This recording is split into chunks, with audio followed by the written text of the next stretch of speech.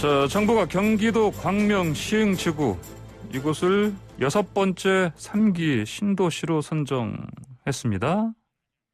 예, 면적이 여의도의 4.3배라고 합니다. 4배가 넘네요. 자, 이 지역은 정부 공급 대책이 나올 때마다 항상 거론이 됐던 후보지였죠. 자, 이번 신도시 선정 관련해서 자세히 좀 알아보겠습니다. 한국경제TV 송민아 기자 전화로 연결돼 있습니다. 송 기자 안녕하십니까? 네, 안녕하세요. 예. 자, 규모 좀 먼저 좀 볼까요? 네, 광명과 시흥 지역을 좀 구체적으로 좀 살펴보자면, 예. 이제 광명시 광명동과 또 옥길동, 그리고 시흥시 과린동 일대인데요. 약 1271만 제곱미터 부지에 7만 가구가 들어설 전망입니다. 예. 네, 면적은 여의도의 4.3배 정도 되는데요. 예. 3기 신도시 중에서 최대 규모입니다. 앞선 이 신도시 지역인 남양주 왕숙이 6만 6천여 가구보다 좀 크고요. 예. 그리고 하남 교산 3만 2천여 가구보다는 2배 이상 큰 규모입니다. 이 국토교통부는 이 같은 내용을 담은 신규 공공택지 추진 계획을 24일 발표했습니다. 앞서서 선정됐던 이 3기 신도시 지역을 권역별로 좀 살펴보자면 이 동북권인 남양주 왕숙과 또 동남권인 하남 교산, 또 서북부권인 고양 창릉, 그리고 서부권에 속한 부천 대장과 인천 계양에 이은 6번째 3기 신도시 계획인 겁니다. 예. 추가적으로는 이제 부산 대저에 18,000호, 그리고 광주 산정에 13,000호의 공급을 포함하면 모두 10만 1,000호를 공급하게 됩니다. 예. 자, 여러 번 얘기 나오긴 했는데, 자, 왜 광명 시흥 지구 이쪽으로 선정했는지 그 이유 배경 좀 정리해 볼까요? 네, 뭐 한마디로 좀 말씀을 드리자면 이제 서울 인근 서남부권의 주택 공급과 그리고 이제 권역별 균형, 그리고 이제 교통 여건 등을 좀 고려해서 서울과 인접한 광명 시흥 신도시가 이 수도권 신규 공공택지로 선정이 된 겁니다. 예. 이 광명 시흥은 이 정부의 그 주택 공급 대책이 언급될 때마다 항상 이 후보지로 좀 늘 거론이 됐던 지역입니다. 예. 이 대규모인데다가 이제 서울과 최단 거리가 1km에 불과할 정도로 면접성이 굉장히 좋고요. 예. 그리고 이제 서울 도심까지 30분 내 출퇴근이 가능하다, 이런 점들이 이제 국토부가 내세운 신도시 조건과 상당히 일치했기 때문인데요. 예. 이 광명에는 과거 그 이명박 정부 당시 보금자리 주택을 추진했던 광명 시흥 보금자리 지구터가 있습니다. 아, 예. 네, 이 일대에는 이제 2015년도에 이제 보금자리 주택 예정 지구로 좀 지정이 됐다가 해제됐던 적이 있는데요. 예. 그러다가 이제 최근에는 특별 관리 구역으로 이제 지정이 됐습니다. 이 보금자리 당시에는 9만 8천여 가구가 예상이 됐지만 이번 발표에서는 면적이 좀 줄어들면서 7만 가구로 다소 축소된 셈입니다. 예. 이 광명 시흥은 서울 여의도에서 12km 떨어져 있는 거리에 있습니다. 여의도에서 그러면서 그러면서 이제 수도권 제일 순환 고속도로 안쪽에 위치해 있고요. 예. 그러다 보니까 이제 영등포나 뭐 구로와 같은 그런 서울 서남부 지역과도 굉장히 가깝다라는 그런 이점이 있습니다. 예. 또 이 KTX 광명역이나 뭐 서울 외곽순환 고속도로, 그리고 이제 제2경인고속도로, 또 서해안 고속도로 등을 이제 쉽게 이용할 수가 있습니다. 그리고 이제 개발 제한 구역이죠. 이제 그린벨트도 이미 많이 해제가 됐습니다. 예. 그러면서 면적도 1,700만 제곱미터로 이제 일산 신도시가 1,500만 제곱미터인데 이보다도 한 200만 제곱미터가 더 넓습니다. 예. 뭐 다른 공공택지들에 비해서 이제 상대적으로 좀 보상을 해줘야 되는 그런 지작물이 좀 적은 점도 이번 지구 지정에 중요 요소로 작용했다라는 그런 분석도 있습니다. 예. 그리고 이제 광명 역세권 지구나 이제 하안 2지구, 또 광명 시흥 테크노밸리 지구 등을 좀 개발하면서 이미 교통 인프라도 잘 갖춰져 있다라는 그런 이점들도 좀 반영이 된 것으로 보입니다. 그래요? 전문가들은 이제 광명 시흥이 이 서울 도심 접근이 가능한 좀 남아있는 택지 중에 몇 안 되는 대규모 지역이다, 이렇게 좀 평가하고 있는 상황입니다. 예. 방금 이제 그 교통 말씀하셨는데 이게 이제 신도시가 들어서면 당연히 이게 교통 문제가 제기되지 않습니까? 네네. 예. 교통 대책 어떻게 나와 있습니까? 네, 뭐 앞서 이제 노무현 정부 시절 계획됐던 2기 신도시의 경우를 좀 살펴보면 이 교통 대책이 좀 상대적으로 좀 소홀하면서 당장 서울로 좀 출퇴근하는 그런 신도시 주민들이 불편함을 겪는 상황에 놓인 일이 있었습니다. 이를 반영해서 이제 국토부는 이번 광명시흥 지구 계획을 발표하면서 이제 교통 대책도 함께 내놓은 건데요. 이기 신도시의 그런 문제점을 좀 보완하자, 뭐 이런 조치로 좀 보여지고요. 광명시흥 등 이 3기 신도시의 성공 요건이 이번에도 이제 교통 환경이다라는 진단이 나오기도 했습니다. 예. 이 정부는 이 초기 입주자의 그 생활 불편을 좀 최소화하기 위해서 이 광역 교통 대책도 함께 마련하기로 했습니다. 구체적으로는 이제 서울 도심까지 20분대 접근이 가능하도록 이 철도 중심의 대중교통 체계를 구축해서 예. 여의도까지는 20분, 서울역까지는 25분, 예. 강남역까지는 45분 내에 접근할 수 있도록 하겠다 이렇게 밝히기도 했습니다. 예. 뭐 이를 위해서는 이제 전철 1, 2, 7호선하고 그다음에 신안산선, 또 GTX 비노선 그리고 이제 제2경인선을 연결하는 그런 철도 교통망이 우선적으로 구축될 전망입니다.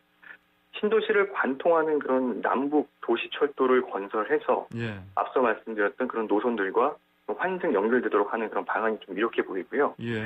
또 예비 타당성을 검토 중인 그런 제2경인선이 이제 확정이 될 경우에는 이 역사를 설치하고 예. 또 환승센터를 구축해서 이제 철도 교통을 연결하는 방안도 추진될 것으로 보입니다. 또 이 버스의 경우에는 제2경인도 고속도로와 이제 연계해서 예. 이제 광역버스 환승 시설을 구축을 하고요. 예. 또 대중교통 사각지대를 해소하기 위해서 간선 급행버스죠. BRT와 같은 그런 지구내 순환 대중교통 체계도 구축될 것으로 예상이 되고 있습니다. BRT요? 네, 그렇습니다. 또 이 서울 구간의 그 BRT와 또 연결하는 그런 방안들도 좀 검토가 되고 있는데 예. 이게 이제 신도시 내외 도로를 좀 확장을 해서 이제 병목 구간을 해소한다라는 게 이제 이번 대중교통 대책의 주요 골자라고 이해하시면 될 것 같습니다. 예, BRT도 들어가는군요. 알겠습니다. 자, 그러면 이게 3기 신도시 정책 추진에 걸림돌은 좀 어떤 게 있습니까? 네, 뭐 정부가 이제 제시한 청사진에도 불구하고 이제 뭐 장애물들은 좀 있습니다. 이게 주민 반대는 이제 좀 가장 우선적으로 좀 극복을 해야 할 그런 요소로 좀 꼽히는데요. 네. 이 과거 이명박 정부 시절에 추진했던 이 보금자리 주택 계획이 무산됐던 이유도 원주민들의 반발이 좀 컸기 때문입니다. 예. 이 광명 시흥지구가 매년 이 유력한 3기 신도시 후보로 거론이 되면서도 제외됐던 이유 역시 또 지역 주민들의 반발이 예상보다 컸기 때문인데요. 이 해당 지역에는 이미 그 뉴타운 사업하고 또 재건축을 통해서 주택 공급이 예정이 돼 있습니다. 네. 추가로 이제 공급이 또 쏟아지면 이런 지역 교통난이 가중될 거다. 뭐 이런 우려하는 목소리도 나오는 상황이고요. 실제로 이제 2만 5천여 가구 규모로 이 주거단지가 개발 중인 광명 뉴타운의 경우에는 현재 재개발 사업이 한창입니다. 예. 이 주민들은 이제 인근 지역인 광명 시흥지구가 신규 택지로 지정이 되면 이제 값싼 아파트가 대거 공급될 것이다. 이렇게 보고 이제 그렇게 되면 집값이 떨어질 것을 우려하는 그런 목소리도 나오는 상황입니다. 예. 또 정부와 시장의 그런 예상이 좀 엇갈리는 점도 살펴볼 부분인데요. 이 정부는 이제 수도권은 물론 이제 서울 지역 집값 안정 효과를 좀 자신하는 모습인 반면에 전문가들은 좀 반신반의하는 그런 상황입니다. 예. 또 서울과의 거리가 이제 1km 이내 근접이라서 서울 주택 수요를 좀 흡수할 거다 이렇게 예상하는 게 정부 시각이고요. 예. 또 교통대책도 이제 철도 중심으로 강화하면서 서울에서 출퇴근하는 수요도 문제없이 소화할 수 있다. 이게 바로 정부의 입장이지 않습니까? 예.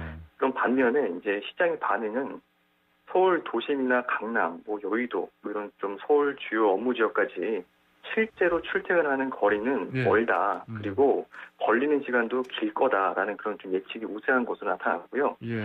일각에서는 이제 앞선 3기 신도시 지역인 고양 창릉이나 뭐 하남과 비교를 하더라도 광명과 시흥은 서울하고도 멀다. 뭐 이렇게 멀죠. 좀 지적하기도 했습니다. 예, 예, 그렇군요. 네. 알겠습니다. 자, 이번엔 그 4차 정부 그 재난지원금 지급 관련해서 좀 알아보겠습니다. 저 듣지 않으니까 일단 액수가 그 최대 700만 원까지 한 사람당 나갈 수 있다. 이런 얘기 나오네요, 보니까. 네, 그렇습니다. 뭐 정부와 뭐 여당이 이런 코로나19 방역 조치에 따른 피해 정도별로 이제 소상공인과 자영업자 등급을 3차 때보다 좀 더 세분화해서 예. 4차 재난지원금을 지급할 방침인 것으로 이제 알려지고 있는데요. 예. 그러면서 이제 등급에 따른 그런 지원금 액수도 좀 늘어날 거다 이렇게 예상이 되고 있습니다. 예. 3차 때는 이제 집합금지 업종 24만여 명과 또 영업 제한 업종 81만여 명, 또 일반 업종 175만여 명에게 각각 이제 300만 원, 그리고 200만 원, 100만 원씩 지급이 됐었습니다. 예. 이번 4차에서는 이제 집합금지 업종과 일반 업종을 매출 감소율에 따라서 두세 개 그룹으로 좀 세분화해서 차등 지급하자 이런 방안이 좀 거론이 되고 있는데요. 예. 그러면서 이제 지원금 최대 한도도 대폭 좀 늘어날 것으로 보입니다. 이 기재부는 3차 때 300만 원이었던 최고 상한을 예. 500만 원까지 늘린다라는 그런 방안을 좀 검토 중인 것으로 알려지고 있고요. 예, 예. 여당은 최대 700만 원까지 재난지원금을 주자 이렇게 주장하는 것으로 알려지고 있습니다. 이 추경안을 논의 중인 정부와 여당은 이제 4차 재난지원금을 다음 달 중으로 지급할 것으로 보입니다. 다음 달 정도로요. 예. 네네. 자, 그러면은 근데 이제 항상 이 재난지원금 얘기 나올 때마다 국가 부채 얘기 나오지 않습니까? 네. 예. 그래서 어떻습니까? 좀 국가 부채 이 4차 재난지원금에 따라서 더 늘어날 수밖에 없겠죠? 네, 그렇습니다.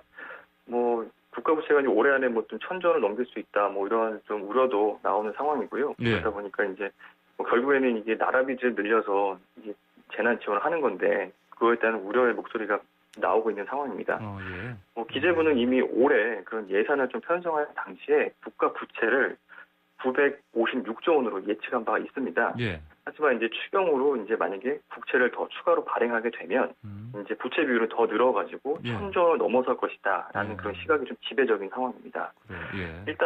네, 그렇습니다. 일단 여당은 20조 원 이상의 그 규모의 추경을 요구하고 있습니다. 예. 이에 맞춰서 이제 적자 국채를 20조 원 더 발행하게 되면 아까 말씀드렸던 국가부채 956조 원에다가 20조 원을 더하게 되니까 예. 976조 원이 되고요. 예.